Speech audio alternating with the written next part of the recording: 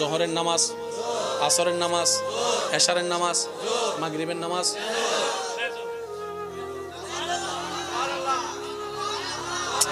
জোরে কর না, জোরে কর না, জোরে কর না। কোনটা বেজোর যেটার আগে সুন্নত নাই? আল্লাহ তুমি এমন দিলা কেন? রব বলে যে আমার প্রত্যেকটা কাজে হিকমত আছে। আমি আম গাছে জাম দিই নাই, হিকমত আছে। আমি কাউকে সম্পদ নিয়ে পরীক্ষা করি, আবার কাউকে সম্পদের পাহাড় দিয়ে পরীক্ষা করি। থেকে সন্তান নিয়ে পরীক্ষা করি, কাউকে সন্তান দিয়ে পরীক্ষা করি।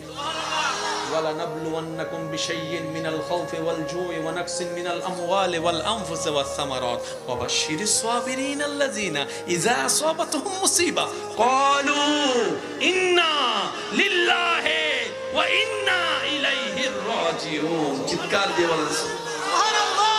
এবার আসেন, হজের আগে কোন আযান? জোরে বলেন, হজের আগে কোন আযান?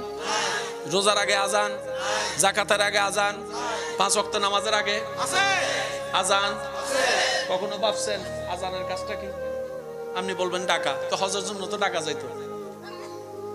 এবার আসেন, কষ্ট না হলে আযানটা শুরু হচ্ছে কিভাবে দেখেন। আল্লাহু আকবার, আল্লাহু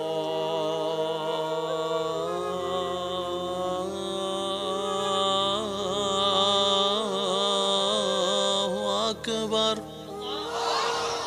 শুরু, শেষটা দেখেন, লা ইলাহা ইল্লাল্লাহ। একটু খেয়াল করবেন, লা ইলাহা ইল্লা আল্লাহ, ইল্লাল্লাহ, ইল্লাল্লাহ, শেষে একদম আল্লাহ। শুরু হচ্ছেন আল্লাহু, শুরুতেও আল্লাহ, শেষেও আল্লাহর নাম। আপনি যদি আযানকে একটু গণনা শুরু করেন, আল্লাহু আকবার, আল্লাহু আকবার, আল্লাহু আকবার, আল্লাহু আকবার, আশহাদু আল্লা ইলাহা ইল্লাল্লাহ, আশহাদু আল্লা লা ইলাহা ইল্লাল্লাহ, টোটাল আযানে আপনি 12টা লাইন পাবেন।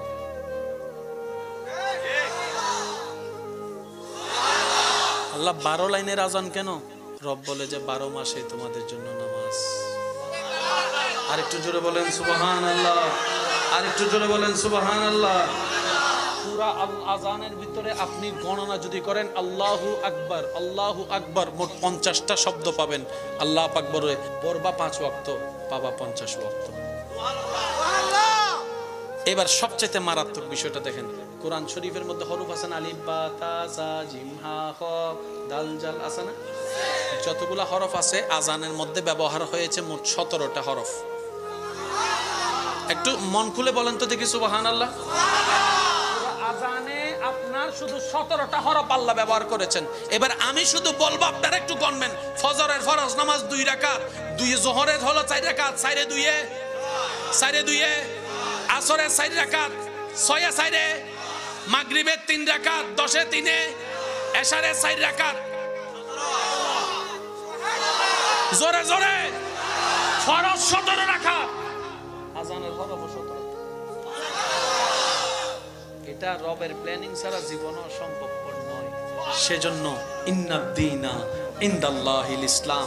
ভয় আমাদের নাই তো কেন জানেন? ধর্ম যদি আমরা বানাইতাম টেনশন আমাদের থাকতো।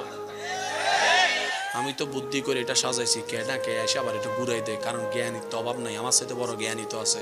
আল্লাহ কয় ইসলাম সাজানোর দায়িত্ব তোর দিতাম না, এটা আমি রাখছি, কারণ আমার সাথে বড় জ্ঞানী কেউ নাই। সুতরাং ইসলামের